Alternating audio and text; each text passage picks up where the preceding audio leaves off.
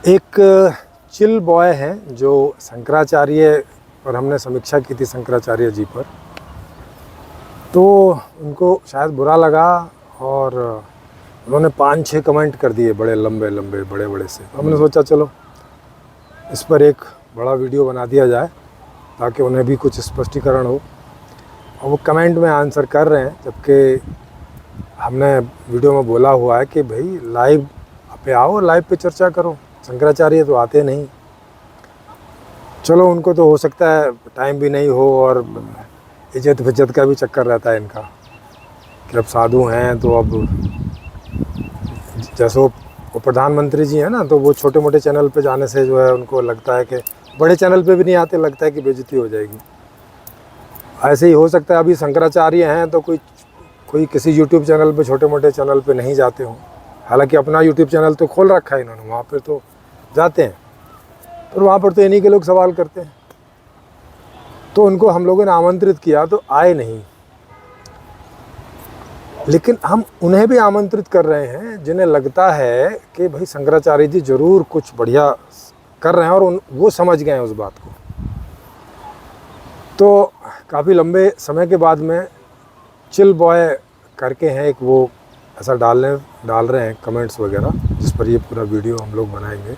और उन्होंने 2 वीडियो में डाली हुई है, एक तो पूरी शंकराचार्य जी आखिर कर क्या रहे हैं, हाँ, वो वाला हमारा वीडियो है, और एक तो उनकी जो दिन भर का जो वो जो कार्यक्रम रहता है वो उस तरह का। ये 2 वीडियो में इन्होंने नीचे कमेंट में डाला हुआ। और इन दोनों वीडियो का लिंक आपको यहाँ आई में मिल जाएगा और डिस्क्रिप्शन बॉक्स में मिल जाएगा, आप जाके देख सकते हैं जी हमारे। तो ये क्या कह रहे हैं, ये कह रहे हैं कि पहले तो कि भाई वो हिंदू राष्ट्र बनाना चाहते हैं, है ना।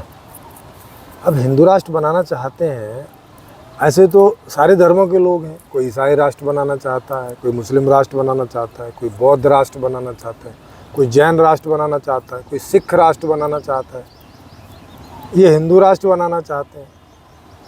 पर्पज क्या है भाई साहब? अभी कुछ समय पहले तक नेपाल हिंदू राष्ट्र ही तो था। बिल्कुल। तो क्या था? एक गरीब राष्ट्र, रोटी रोटी को मोहताज, चीन के ऊपर निर्भर, भारत के ऊपर निर्भर। क्या मतलब ऐसे? और ऐसे पाकिस्तान की भी अभी हालत देखो। पाकिस्तान मुस्लिम राष्ट्र है, अभी वहाँ पे भी रोटी रोटी के लिए मोहताज है कि अमेरिका से लेने के लिए पैसे वहाँ गड़गड़ाता है, वहाँ करता है। एक काहे के हिंदू राष्ट्र और मुस्लिम राष्ट्र इनको नहीं दिखाई देता कि अब आज की दुनिया में ये हिंदू राष्ट्र मुस्लिम राष्ट्र नहीं होता है भाई। आज की दुनिया में होता है सुखद राष्ट्र, कि कौन सी चीज़ हमें ज़्यादा से ज़्यादा सुखी कर सकती है, एक अच्छी जीवन की व्यवस्था दे सकती है। एक अच्छी जीवन शैली, जितने प्रकार के सुख पूरी दुनिया में मौजूद हैं वो सब लोगों को, और नहीं तो अधिकतम लोगों को प्राप्त हों। इस प्रकार के जितने भी जो अभी गणतांत्रिक देश हैं, जिन्हें विकसित देश बोलें या विकासशील देश बोलें, वो सब उस तरफ उन्नति करने के प्रयास में सब लग रहे हैं।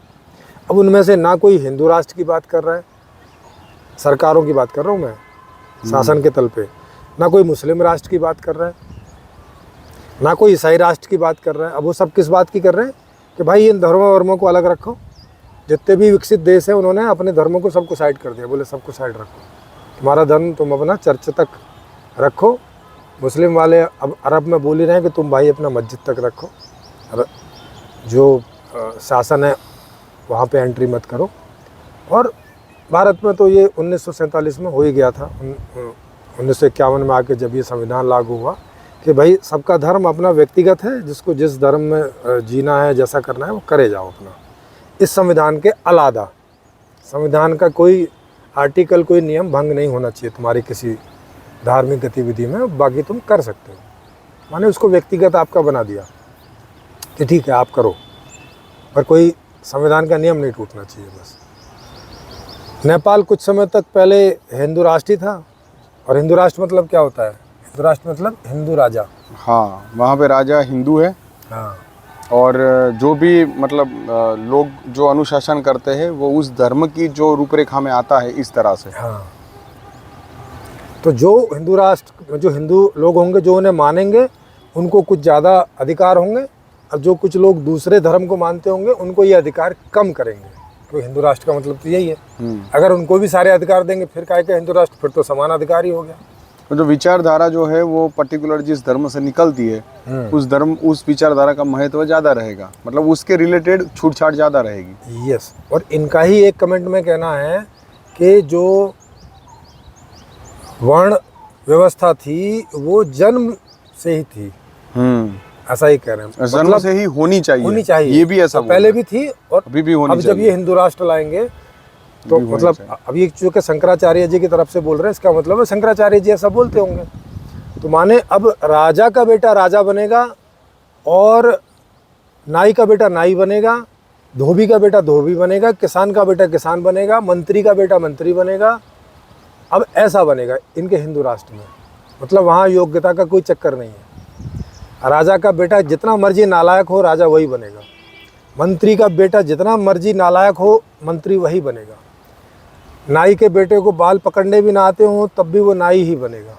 आप सोचो, ऐसा ये हिंदू राष्ट्र बनाने की बात कर रहे हैं। ऐसा हिंदू राष्ट्र कौन चाहेगा दुनिया में कि जिसमें राजा का बेटा राजा बने, चाहे उसे राजनीति का राह भी ना आता हो। भाई जन्म से मतलब हाँ, वही होता था ना। अभी कॉन्स्टिट्यूशन आया, इसके पहले ये ऐसे ही तो चलता था। सारा था। अभी जैसे जनता चुनती है तब जनता नहीं चुनेगी, तब आप गरीब हो मरते रहो, राजा सुनवाई करे नहीं करे कोई चक्कर नहीं है, आप कहीं कुछ नहीं कर सकते, आपको कोई वोट डालने का अधिकार नहीं है। और क्योंकि अब तक इन्होंने हिंदू राष्ट्र बनाना है सिर्फ यही बात रखी है। यही बात रखी है, क्या बनाना है, कैसे बनाना है, क्योंकि हिंदू धर्म को जो फॉलो करने वाले लोग थे वो अलग अलग प्रकार के राजा जो रजवाड़े थे, इनके सबके कल्चर भी अलग अलग रहते थे। हाँ। है ना। और उनकी जो शैली है, जीवन शैली, उसमें भी काफ़ी चेंज होता रहता था। तो अब इनमें से कौन सा रजवाड़ा या किस प्रकार की जीवन शैली को हम लोग अपनाएंगे एज ए हिंदू, वो उसमें क्लैरिफाई नहीं है। जैसे होता है ना कि एक संविधान होता है, इस तरह से इन्होंने कोई ऐसा संविधान अब तक नहीं रखा कि अगर इसको हिंदू राष्ट्र रखेंगे या बनाएंगे तो इसमें इस प्रकार की गतिविधियां होगी, ऐसा न्याय तंत्र रहेगा, ऐसा कार्य प्रणाली होगी।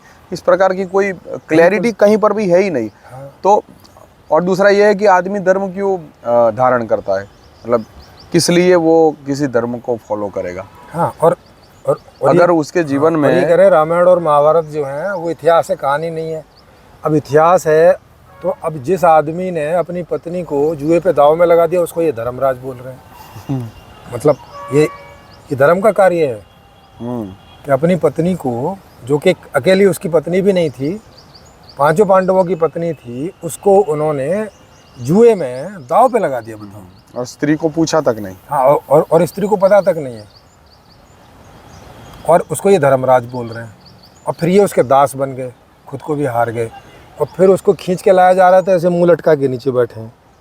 ऐसा राज्य चाहते हैं, ऐसा हिंदू राष्ट्र चाहते हैं ये, कि इनकी पत्नी को इनके सामने कोई आके जो है वो उसकी इज्जत लूटने लगे तो ये ऐसे करके बैठे रहेंगे, और ये हिंदू राष्ट्र है। ऐसे नालायक राजाओं को ये राजा बनाएंगे।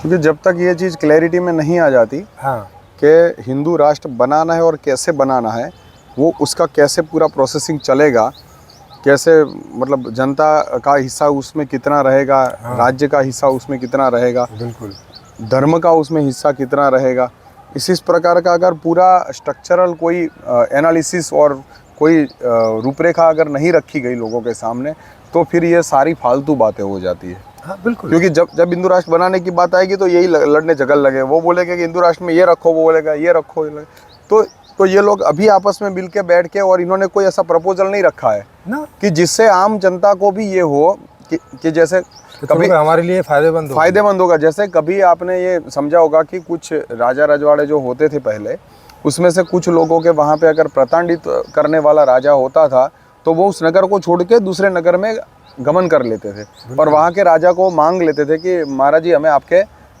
राज्य में शरण दीजिए। ऐसा करके जाते थे। तो ऐसा भी हो सकता है कि अगर मानो उन्होंने कोई ऐसा प्रपोजल बनाया जो कि अति उत्तम है, और उसको हिंदू राष्ट्र की श्रेणी के रूप में रखते हैं तो हमें तो भाई कोई प्रॉब्लम नहीं है। हाँ, फिर अगर किसको उससे प्रॉब्लम है? सब जनता सुखी हो जाती हो अच्छे से, वो और फिर अपना उसको जीवन हिंदू यापन राष्ट्र कर क्यों बोल सके। रहे हैं? और उसको भले कुछ भी बोले, लेकिन अगर उसको वो इतना अच्छा प्रपोजल रखेंगे तो हो सकता है कि दूसरे देश के लोग भी इस प्रपोजल को एक्सेप्ट follow करें करेंगे, बिल्कुल। और इसको ये भी बोले कि भाई ऐसा राष्ट्र हमें भी बनाना है हमारे यहाँ पे। यस यस, बिल्कुल। क्योंकि सब लोग तो अल्टीमेट जो चाहते हैं, मानव मात्र तो सुख शांति अपने जीवन में चाहता है, एक अच्छी हेल्दी जो है वो जीवन प्रणाली चाहता है। हाँ। तो अगर वो उसको मिल जाती है तो वो किसी भी नाम से आए। मेन बात है प्रपोजल। अब ये प्रपोजल रख नहीं रहे हैं, है नहीं इनके पास, है ही नहीं इनके पास। और जिन दर्शनों को ये पढ़ाते हैं उन दर्शन उन्हें- का उद्देश्य क्या है? मोक्ष की प्राप्ति। हाँ, वो भाई फिर राष्ट्र क्यों बना रहे हो? मोक्ष की प्राप्ति में राष्ट्र की क्या जरूरत है? ज्यादातर तो यही बात करते हैं कि ये सब माया है। हाँ, ये सब माया है, बात है इसी माया के ये लिए। सब है नहीं है, ये सब असत्य है। हाँ, हैं? अद्वैत एक ही ब्रह्म है, सत्यम जगन माया, जगत माया। जगत मिथ्या। हाँ, हाँ, तो जब ये मिथ्या है तो फिर क्या करोगे इस मिथ्या में? पहले दर्शनों को तो ठीक कर लो कम से कम। जिनको भाई जब ये जगत मिथ्या है तो यहाँ तो हिंदू भी मिथ्या है, मुस्लिम भी मिथ्या है, ईसाई भी मिथ्या है, आदमी मिथ्या है, कुत्ता मिथ्या है, बिल्ली मिथ्या है। और सबसे बड़ी बात प्रेम जी कि आपका स्टेटमेंट भी मिथ्या है। हाँ, आपका हम क्यों statement सुने? भी मिथ्या। हाँ, जब कोई आदमी ऐसी बात बोल देता है yes, yes। कि भैया तो सपना है, इसमें तो कुछ करो ना करो कोई फर्क नहीं पड़ता है, तो ये बात भी उसकी सपना ही है ना। सपना ही है, फिर आपकी बात क्यों सुनी जाए? आपकी बात क्यों सुनी जाए? और- वो भी तो सपना ही है हमारे लिए। इसीलिए इनकी कोई बात सुनता नहीं है। इसलिए इनकी कोई बात नहीं सुनता है। दूसरा कि भाई कभी तो फिर ये व्यवस्था तो थी ना, कभी तो थी ना। तो फिर तुम दास कैसे बन गए? उसी व्यवस्था के वजह से तो दास बने ना। ये सारे जितने भी राजा थे वो अपने बच्चों को एक बेस्ट क्वालिटी के एजुकेशन देते थे। वो खुद अपना आचार्य रखते थे। जैसे आपने देखा होगा कि महाभारत में भी द्रोणाचार्य है। हाँ, तो वो आचार्य थे, कुल गुरु है। कुल गुरु। वो हाँ, वशिष्ठ जो है वो राम को लेके जाते हैं और वो उनको उनके वो कुलगुरु रहे। सारी शिक्षा जो है वो उनको देते हैं। हाँ, तो इस तरह से जो विश्वामित्र है वो उनको धनुर्विद्या सब ज्ञान देते हैं और उनको सब तरह से तैयार करते हैं। तो इनको जो वेल एजुकेशन इनको मिलता था, इसके बावजूद भी अंग्रेज जब इसमें एंटर हुए, चलो मुगलों ने तो अपने बल के ऊपर यहाँ पे लड़ाइयाँ की, लेकिन अंग्रेजों ने जो बुद्धि चातुर्य उपयोग किया, उसी का किया। तो अब सवाल ये उठता है कि इन्होंने इसको बोला उसको नहीं बोला और ऐसे अंदर अंदर राजाओं को एक दूसरे के सामने टकरा के और इतने मुट्ठी भर अंग्रेज जो है वो इतने बड़े लोगों के ऊपर कैसे कंट्रोल कर दिया? यस। क्या इनमें से किसी के पास भी इतनी बुद्धि नहीं थी जो इतने मुट्ठी भर लोगों को कवर कर सके? हाँ, और जो मुगल है वो भी कितने आए बाहर से, कितने आ सकते बहुत ही कम ही आए थे। यही राजा थे जो इनके साथ में जुड़ जाते थे और वहां पे लड़ने के लिए चले जाते थे। हिमालय को पार करके आते थे और तो कोई रास्ता है नहीं है। हिमालय को पार करके कितनी सेना आ सकती है? जी जी जी। 100, 200, 500, 1000 लोग।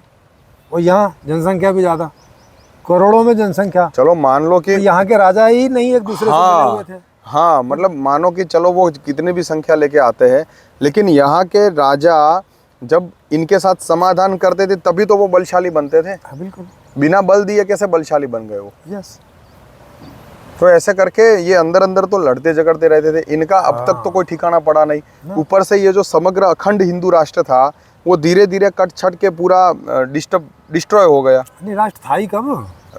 जो तो समय पे मानो तो सब बिखरा हुआ था ना। हाँ, लेकिन मानो जो तो समय पे अगर कोई एक राजा का राज्य अधिकार, जैसे चक्रवर्ती बोलते हैं, उसका राज्य अधिकार मानो सब लोगों ने माना भी हो, तब भी उन्होंने कोई ऐसी तो कॉन्सेप्ट नहीं रखा होगा ना कि जैसे अभी एक देश के अंदर हमने देखा कि बाबा साहब भीमराव अम्बेडकर ने देखा और बनाया कि भाई इस तरह से सारे राज्य है वो एक दूसरे के साथ में चलेंगे, ये ट्रेन यहाँ से वहाँ भी जा सकती है, वहाँ का सामान इधर भी आ सकता है।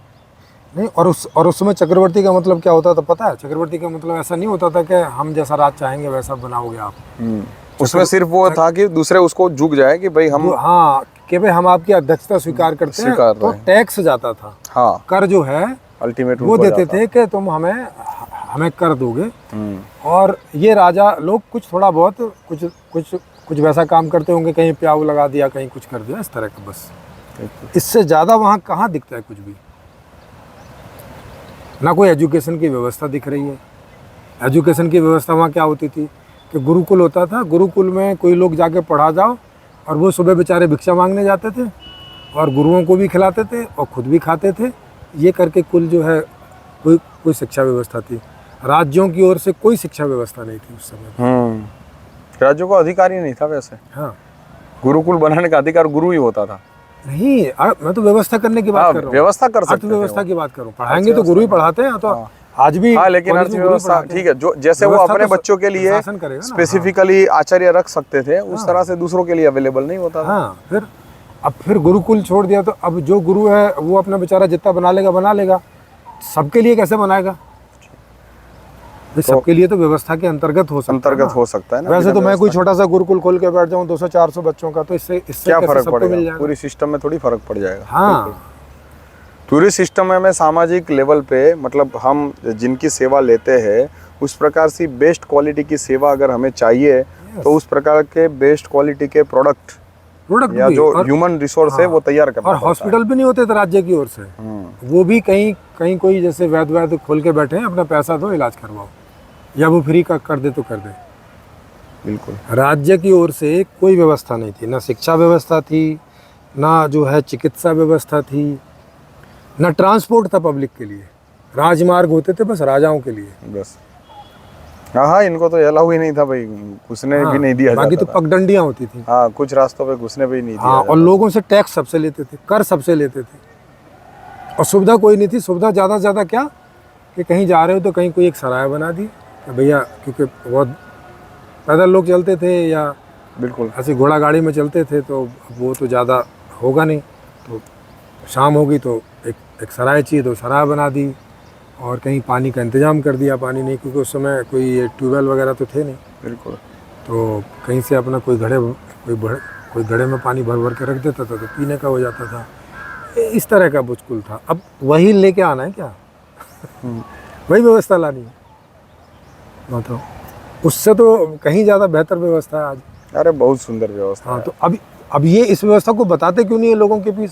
क्योंकि लोग जब सवाल पूछेंगे इनको जवाब देते नहीं बनेगा, और फिर लोग बोलेंगे कि अच्छा आप तो फिर खराब व्यवस्था लेके आना चाहते हो, आज से भी खराब। जॉब किसकी वहाँ सेट थी मुझे बताओ? राजतंत्र में कहाँ है कि भाई रोजगार है कि नहीं है? ये कहाँ है? अर्थशास्त्र में नहीं है, कहीं पर भी नहीं है अर्थशास्त्र में।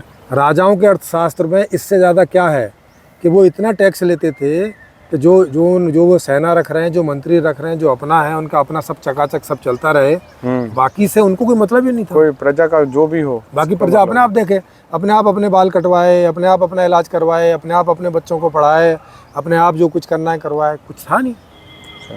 ये अर्थशास्त्र है इनका। बिल्कुल। इस अर्थशास्त्र को लेके आएंगे, और ये कह रहे हैं चुल बॉय जी के ये जाने माने अर्थशास्त्री हैं, अमेरिका से भी लोग इनसे अर्थशास्त्र सीखने आते हैं।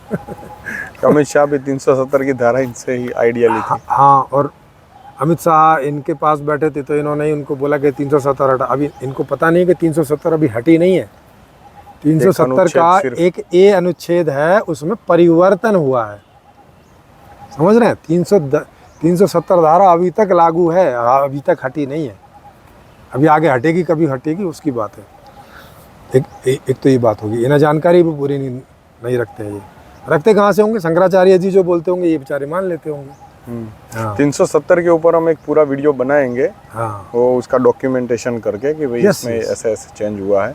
हटी है मतलब कि जो पहले जिस तरह से वो रेगुलेट थी उस तरह से नहीं है, उसमें जो कुछ चेंज आया है, आंशिक बदलाव है। वो आंशिक बदलाव इस तरह से आया है कि जिससे दूसरे जो लोग हैं वो कश्मीर में जाके और अपना डेवलपमेंट सब कर सके। यस, तो वो है, वो उसके ऊपर एक बना देंगे। लेकिन ऐसे में जाएगा कौन? भाई जहाँ हमेशा ही आतंकवादी हमले होते रहते हैं, घटनाएं होती रहती, ऐसे में कौन इंडस्ट्रियलिस्ट जाएगा? ऐसे में कौन वहाँ पे जो है जगह खरीदने जाएगा? हाँ, कोई ऐसी जगह खरीद के डाल देगा, अलग बात है, कोई अमीर जिनके पास पैसे हैं, लेकिन उसका फ़ायदा क्या है वहाँ के लोगों को? तो उसके लिए तो पहले उस राज्य में शांति और वो सब बढ़िया होना चाहिए ना, तब जाता है आदमी वहाँ, तब रहने भी जाएगा, घूमने भी जाएगा। अभी आप देख सकते हो इस तरह की इन्होंने बहुत सारी इसमें बातें कर रखी है। इन्होंने बोल रखा है कि वो वैदिक गणित के बड़े प्रकांड पंडित हैं। भाई साहब, आज वैदिक गणित कहाँ इस्तेमाल होता है? कौन सा वैज्ञानिक, कौन सा इंजीनियर, कौन सा आर्किटेक्चर वैदिक गणित का इस्तेमाल करता है? बिल्कुल, कैलकुलेटर से ही सब होता है अभी तो।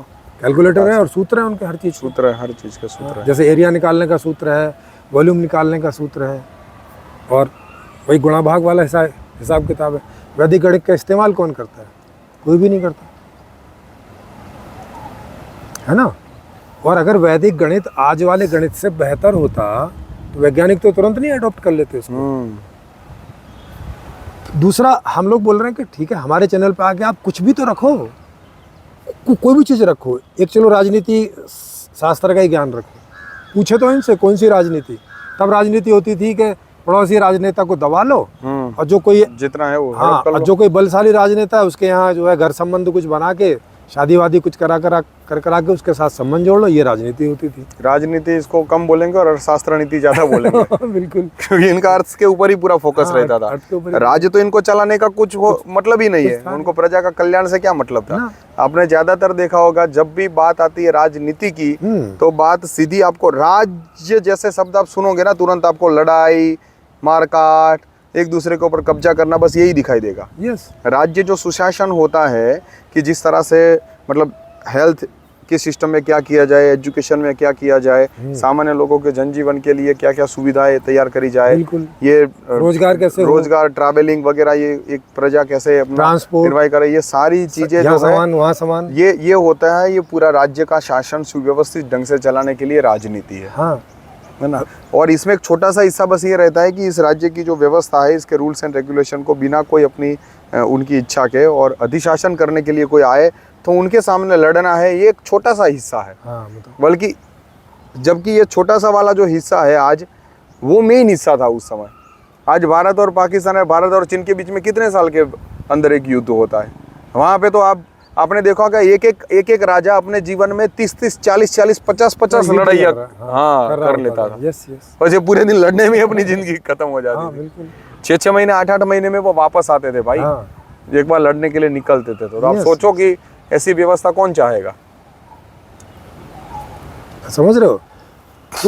तो भाई साहब हिंदू राष्ट्र, मुस्लिम राष्ट्र, जैन राष्ट्र, ईसाई राष्ट्र ये नहीं चाहिए, आदमियों का राष्ट्र चाहिए भाई, जो लोगों को सुखी रख सके। उन जिनकी शिक्षा व्यवस्था, चिकित्सा व्यवस्था, जिनके और बाकी जितनी सुख सुविधाएं हैं, बढ़िया घर, जॉब, सब कुछ जो दुनिया में होता है वो सब कुछ चाहिए होता है। ऐसी कोई व्यवस्था शंकराचार्य जी के पास हो और आपको जानकारी हो, चलो वो तो बुजुर्ग हो गए हैं, वो आएंगे भी नहीं, आप आइए और आप रखिए। उन्होंने कहीं लिख के रखा होगा ना वो प्रस्ताव, भाई व्यवस्था का प्रस्ताव पे लिख के रखा होगा, तभी तो आप इतने उछल रहे हैं। हाँ, तो उसका PDF भी होगा फिर कहीं आज की दुनिया में। तो PDF हमें भेजिए और आप में से किसी की जिनकी समझ में आ गया हो हमारे चैनल पर रखिए, और हमारे चैनल पे आप रखेंगे और एकदम वो बढ़िया होगा तो हम सब लोग आपके साथ जुड़ जाएंगे, शंकराचार्य जी के साथ जुड़ जाएंगे हम लोग। बिल्कुल, आके रखो।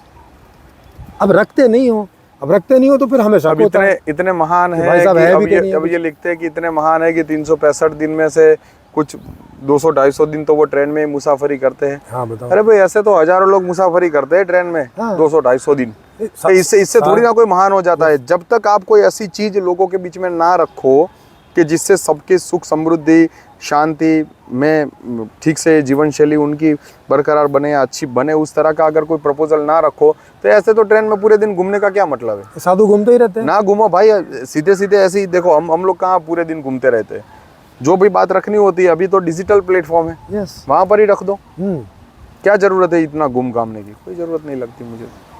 तो इसलिए आई होप कि आप सब लोगों को बात समझ में आ गई। और ऊपर से ये मुझे कह रहे हैं कि आप कम्यून की सिस्टम की ओर से प्लांटेड हैं। हाँ, वो भाई हमारी कौन सी बात में कम्यून का सिस्टम है बताओ। हम लोगों से आगे सवाल पूछो। अगर कहीं से भी कम्युनिज्म निकला है, हमारी जो प्रस्तावित व्यवस्था है उसमें से कहीं भी कम्युनिज्म निकला है।